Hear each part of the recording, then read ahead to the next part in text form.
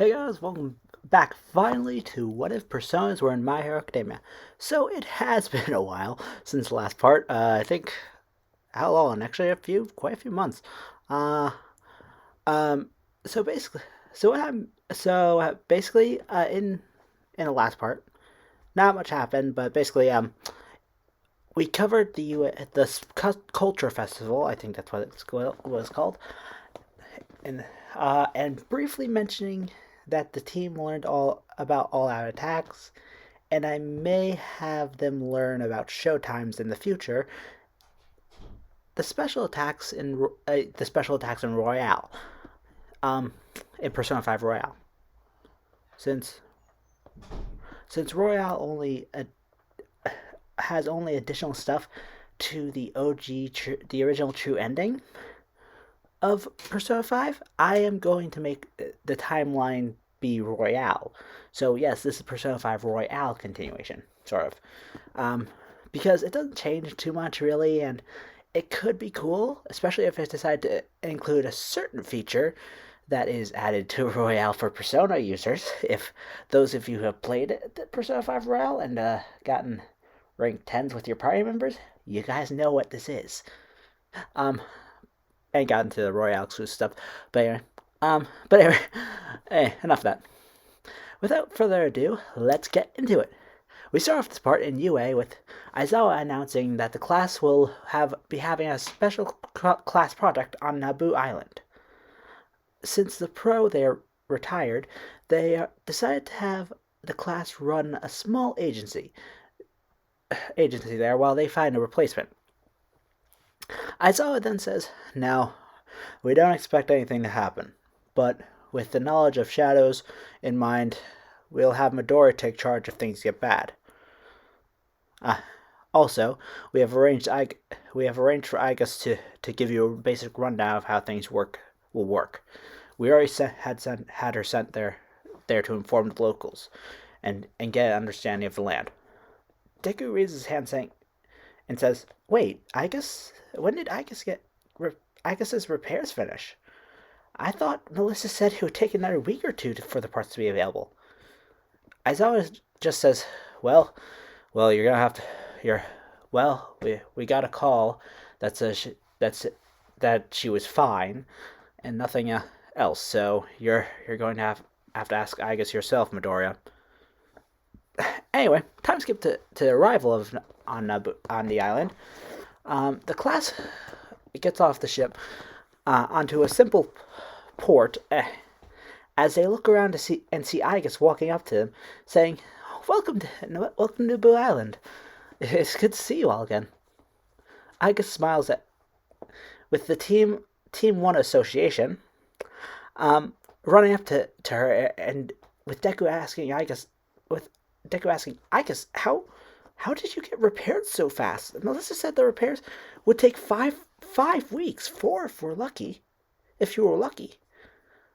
Igus says, "Oh, well, my self repair function kicks in, and we'll scan the area for parts that were deemed acceptable as a temporary replacement for the missing ones. So while my leg isn't as durable as I would prefer, it as I prefer it to be, it can suffice for the time being.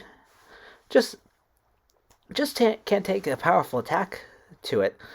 I would say the attack about 85% of the strength of the attack that destroyed my previous leg will take this one down. So I did ask Melissa for some upgrades to the newer one, so it'd be more durable just in case.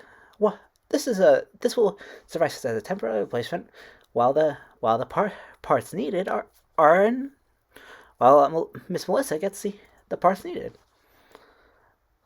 Deku sighs and says, "Well, at least try to be careful. If anything happens." Igus says, "Of course." Then Baku yells, "Okay, enough of this reunion crap, and show us where we are set up." Igus sighs and says, "I see you're as impatient as ever, Bakugo. All right then, this way." Igus proceeds to show the class out around around the island, and takes them to their temporary agency. The class got settled and spent the rest of the day introducing themselves to the people, which went quick because I guess already gave the people a general idea of what was happening. Now, I'm not sure they how long they were on the island to when the movie starts, so I'm going to say maybe it's been a week or two. So pretty much, as in canon, the class is helping out around the island. Then they receive a call from a little girl reporting that her brother was missing. With the last place they saw him be with the last place they saw him, and like in canon, Deku goes off and arrives at the park at that playground much quicker than canon due to him having a better hand of one for all and also help with his persona. Skills that also raise evasion, which technically is also speed, so it works. um, where was I? Um, when Deku, when Deku arrives, he sees the boy and talking to a girl. Deku makes himself known to a pair, saying, "Hey, are you Katsuma?" The girl, shocked, says, "Wait, how did you get here so fast?" Deku sighs and says, "And you must be Maharu, I'm guessing. His sister? The one who reported him missing?" Maharu just looks away with Katsuma shyly walking up to Deku and apologizing for the trouble, with Deku smiling, saying, "Don't worry about it. I'm just glad to see that you aren't hurt. But I do want to say one thing to Maharu." Maharu doesn't respond, but Deku just still says, "Look, I don't know why you would falsely report your brother missing, and believe me, I can tell this was your idea. And maybe you just don't like heroes or something, but if something does actually happen and you have to call in, like if your brother does actually go missing, then no one will believe you, and at least none of the people that would answer." Maharu says, "Yeah, right, like that would ever happen." Deku sighs, saying, "Yeah, maybe it won't. You never know, but what the future holds." Deku looks at Katama and says, "Same to you, for you, Katama. Making these false emergency calls is a one-way ticket to making yourself look like a liar." Katama looks down and Maharu, noticing this, gets mad, saying, "Hey, don't scold Katama. See, Katama, all heroes are just bullies." Deku thinks for a second and then laughs, saying, "Oh, I see what's happening. I see now." Maharu, visibly pissed, says, "What's so funny?" Deku then smiles, saying, "You remind me of an angry friend of mine. But the difference is you're trying to convince your brother not to be a hero, so he can be safe. Am I right so far?" Maharu's eyes widen, saying, "How?" Deku says, "Look, I won't lie to you. The life of a hero is dangerous. Is a dangerous one. However, you two are still young. If you stomp dreams down already, you'll miss out on the simple joys in life. Believe me, I know. I almost gave up my dreams myself. And that almost cost me everything." I don't want to get too depressing. Look, the point is that just don't. If you, the point of those dreams is that so you can have something precious to hold. Your loved ones, your dreams, everything is important. Every one of those is important. So, if you change your dream in the future, that's fine. Just try to enjoy your life. Don't crush the simple things in life so soon. Trust me, it really does hurt getting your dream crushed like that.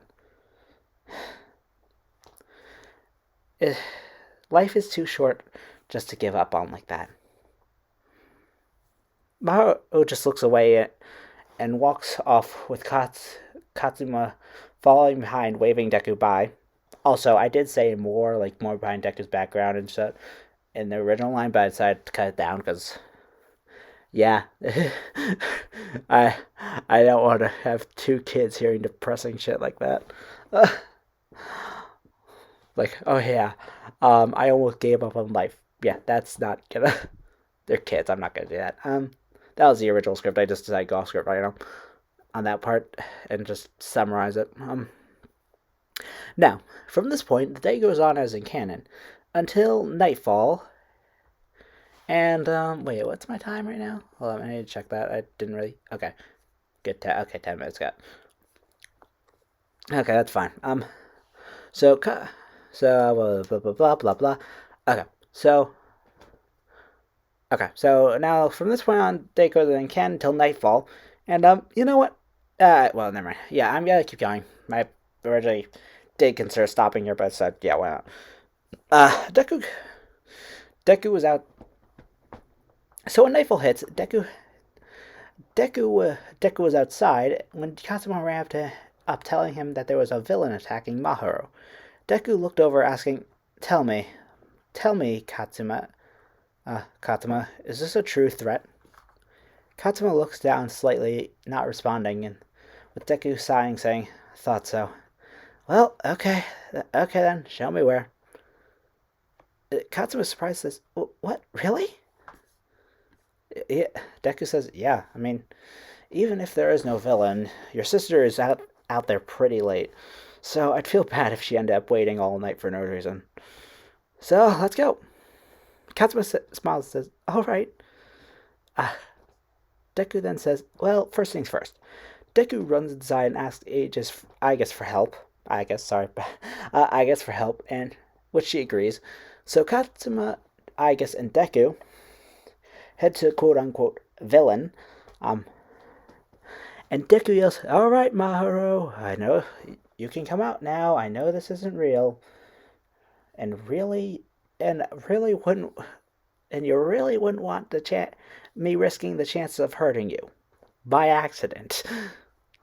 Um, the monster remains with Deku saying, "Yeah, figured that wasn't gonna work. Hey, Agus, can you scan the area for Mahuro?" Agus does so and points to some bushes in the distance, saying, "I detect a small girl in the bushes over there." Deku jumps over and greets Mahuro, with her being surprised, and Deku sends the two home, as in canon, but with much less Bakugo involvement. So it was less scaring Mahuro and more annoying. Um, Anyway, I think I'm going to end it here. So the next part we will get into 9, and a lot more will happen. I know, and I and a lot more will happen there. And yes, this was more focused on Deku, but it's because Bakugo isn't really a huge part of the story anymore because he doesn't know about One for All. I mean, not that he wouldn't be a huge part of the story without One for All, without knowing it, knowledge of One for All, but that's why he's mostly interacting with Deku nowadays.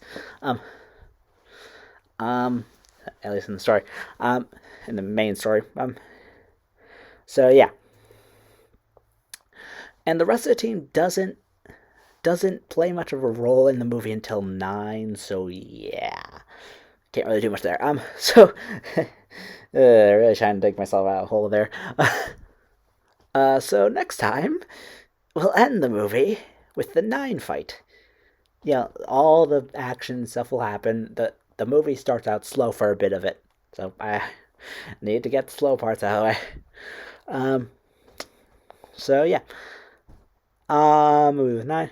So yeah, we'll end the movie's next part, which will come out. I don't know when. I'm not gonna give a schedule. That's putting a death sentence on me if I do that.